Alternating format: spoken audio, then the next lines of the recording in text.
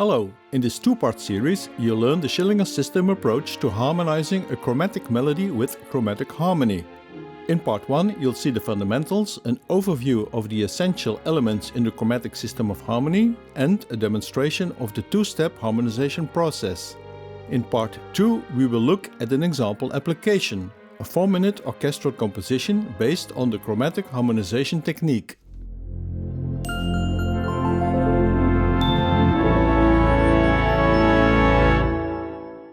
In this tutorial series we study the correlation of harmony and melody from the Schillinger System, Book 6, Chapter 3. Section G presents the technique for harmonizing a chromatic melody with chords from the chromatic system of harmony. In case you are new to the system, you may want to watch this video as an introduction to the terminology. In part 1 you'll learn the fundamentals, including the two-step approach to chromatic harmonization. Part 2 continues the subject with a somewhat longer orchestral composition example based on this technique.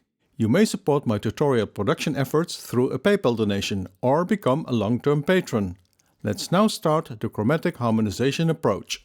After the introduction, which was copied from part 1 in this series, here is the new content that discusses the design and development of the orchestral composition example. You saw this overview diagram in part 1. And later in this tutorial we will be focusing on the right hand side and discuss the set of additional Schillinger techniques used in the composition. We use the earlier starting point, the 12-tone series shown here.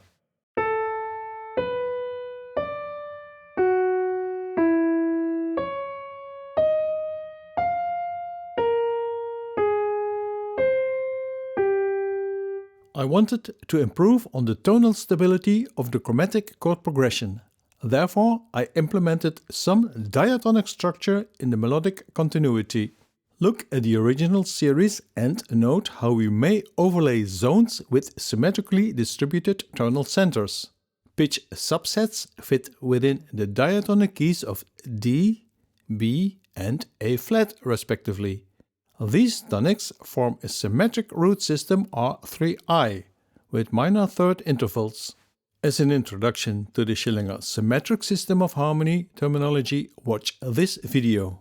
Like we did in part 1, we insert chromatic pitches and obtain a melodic continuity M, with long duration notes. Some of these may be considered diatonic degrees in the symmetrically distributed major scales, others are altered degrees. For an overview of symmetric pitch scales and creating a melodic continuity, watch this video. I've marked the 3-phrase structure of this chromatic melodic continuity that will now undergo chromatic harmonization.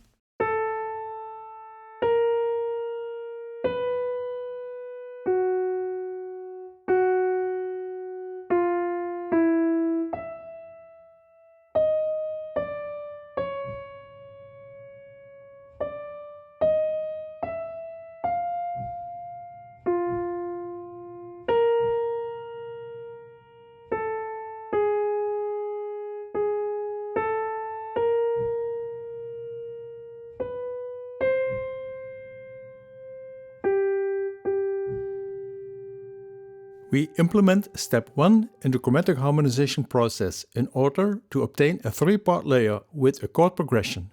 Here's the result. The chromatic steps in the melody M are involved in 3-note chromatic operations. From the chromatic system of harmony we use various chromatic chord group elements, such as the 3 instances of the single, the 2 parallel double groups, and the 3 occurrences of the coinciding groups with contrary motion. Also, we may use chromatic stepwise motion in the harmony layer itself. The result is an intricate chord progression where we find juxtaposed and overlapping chromatic chord groups in the combination of melody M and 3-part harmony layer H. Arrows indicate the handling of the dissonant chordal functions 7, raised and flat 5. Again, preparation and resolution show imperfections. But the handling of the chromatic steps in the melody is more important with this technique. In the audio rendering, the melody is panned hard left, the harmony hard right.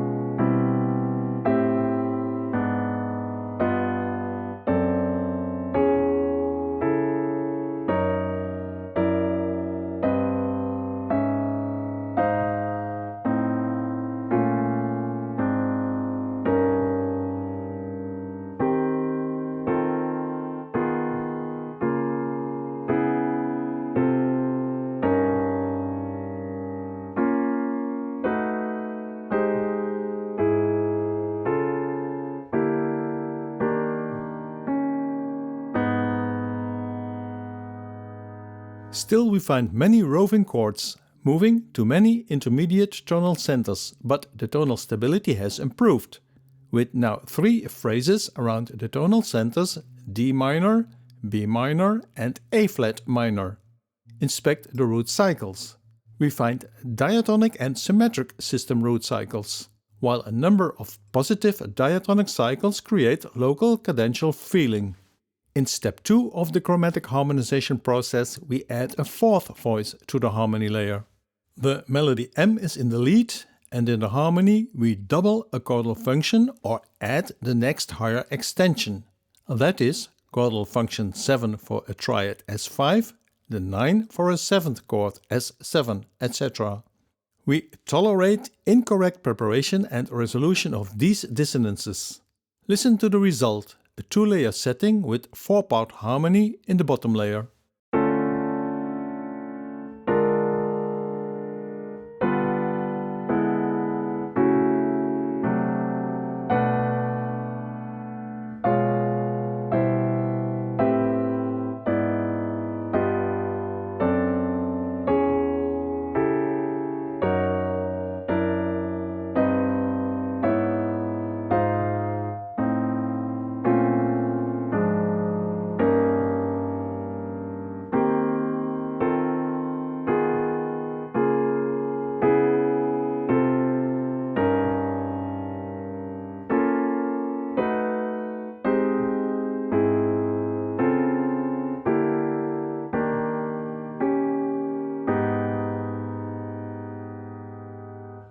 The chromatic harmonization process is finished, and we may start to turn the chord progression into an instrumental form, but instead I want to demonstrate how we might enrich the setting with additional Schillinger techniques.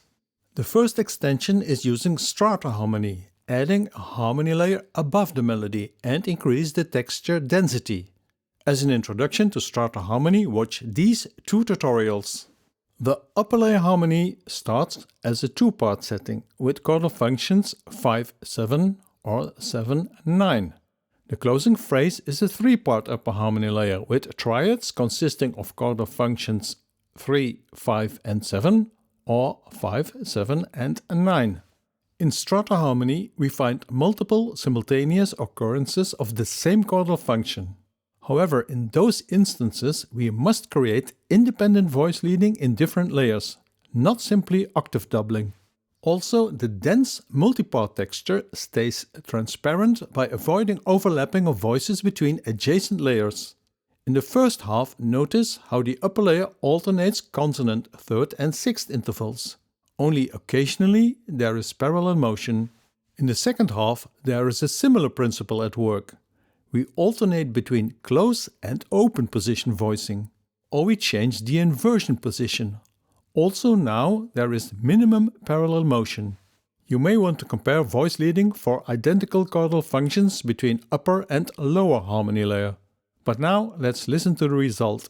The melody is now panned center, the upper harmony layer hard left and the chromatic harmony lower layer hard right.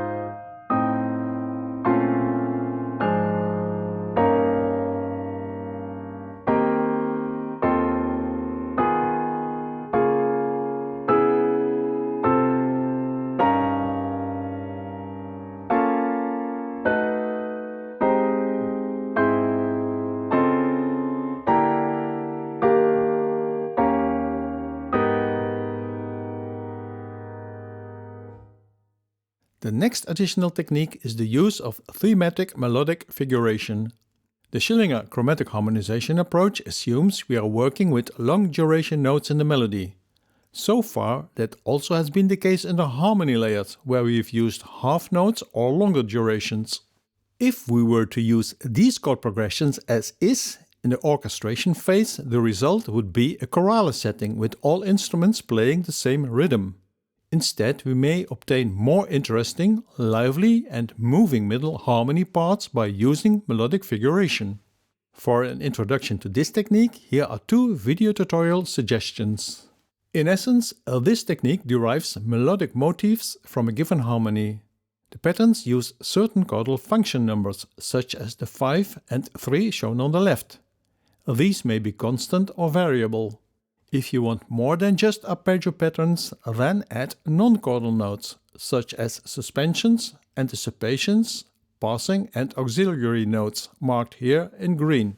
Design a set of these motifs for each layer in Strata Harmony, and choose identical or different patterns for major or minor chord structures. Here's the set of motifs we will use as counter theme in the orchestral composition example. Note that now we use shorter note durations.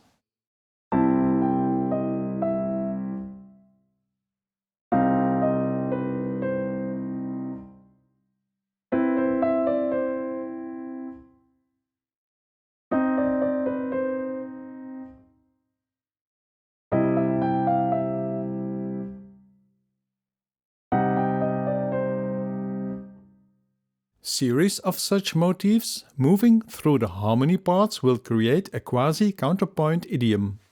We are ready to see the finished orchestral composition that was based on the chromatic harmonization of a chromatic melody approach. In this piece I've used additional Schillinger techniques. Before hearing the full-length composition, I'll discuss a few details. The first aspect is the musical form of the orchestral example. This composition is 85 measures long. The duration is somewhat over 4 minutes. It is based on the Strata Harmony chord progression in 3 layers we discussed earlier, and which has the symmetrically distributed tonal centers property. The form is binary-ternary ABC, ABC, since each of the 3 melody phrases is played twice. The next design parameter is density control. This aspect returns frequently in my tutorials, but here is an introduction to this technique. The diagram shows how the number of simultaneously sounding parts varies over the length of the piece. There are various combinations of melody, lower and upper harmony layers. At the end of part 1 in section 4.3, I raised the question about the need for 4-part harmony below the lead melody M. Now I hope to demonstrate that a 3-part chromatic harmony layer is perfectly capable of generating a somewhat lighter accompaniment. Note the 2 climax sections in this piece. I would like now to present some orchestration details. You will see and hear a number of instrumental forms derived from the melody and chord continuity. For an introduction to Schillinger instrumental forms, watch this tutorial. Phrase A1, starting in measure 9, in the reduced score shows the delicate, lighter texture obtained through combining the melody M for solo French horn with 3-part chromatic harmony in the strings.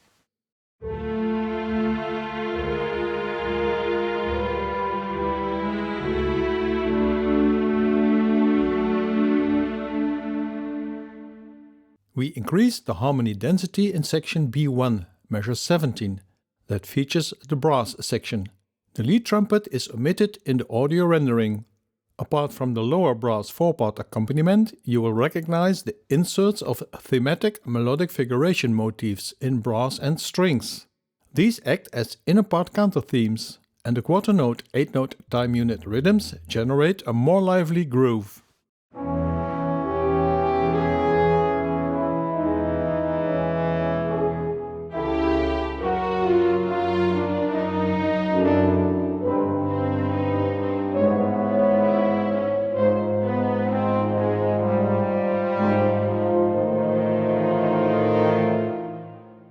Section A2, measure 33, demonstrates the addition of the 2-part upper strata harmony layer.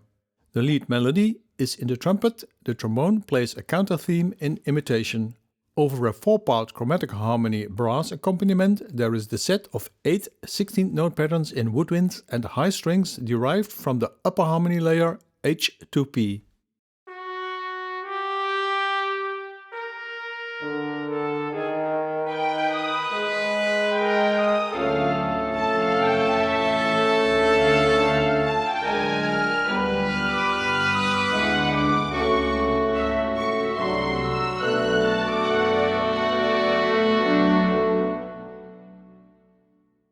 The start of the second climax, section C2 in measure 62, shows the maximum density texture when combining the chromatic melody with lower layer 4-part chromatic harmony and upper layer 3-part strata harmony.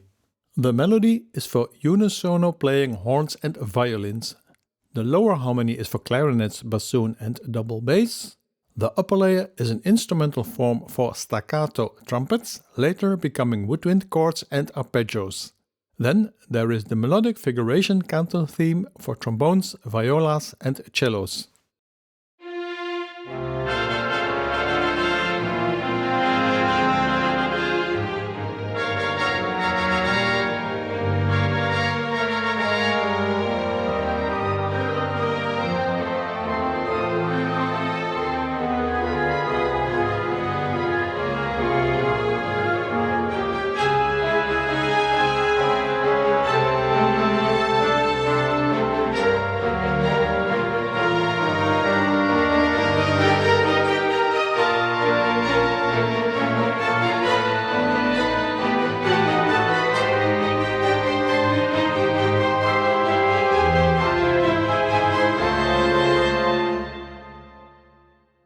The second half of the climax section C2 adds the choir to create an even denser texture.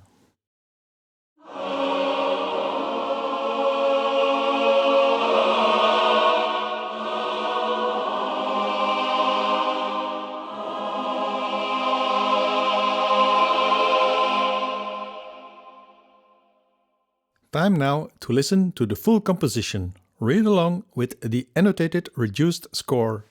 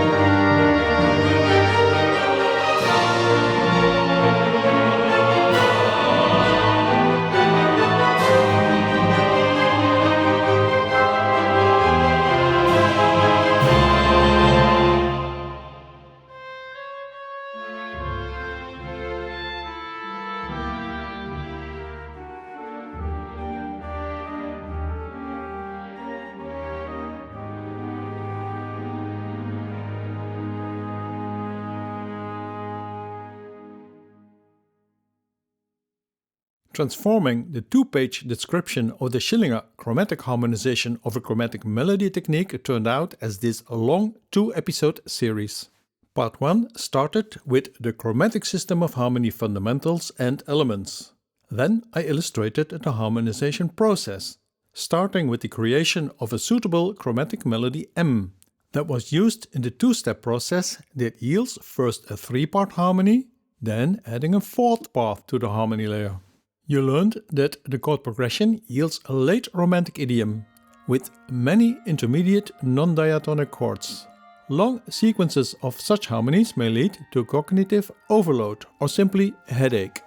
That explains why long-duration notes are an essential and appropriate condition, and you may limit the use of this technique to individual phrases.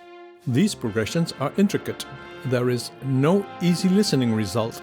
In the composition example in part 2, I tried to incorporate a more diatonic structure, using the symmetric distribution of 3 tonal centers, R3I, with D minor, B minor and A flat minor. Additional Schillinger techniques provide extensions to this harmonization technique and yield sufficient material for a somewhat longer composition. I demonstrated the application in a binary-ternary form piece ABC, with density control and orchestration details before playing the full piece. For my Patreon supporters, there's a companion document with text, diagrams and score fragments. If you found this series useful, then please subscribe to the channel. Apart from being a patron, you may make a one-time PayPal donation in support of my tutorial production efforts. Visit the website for more content and buying ebooks. Thanks for watching.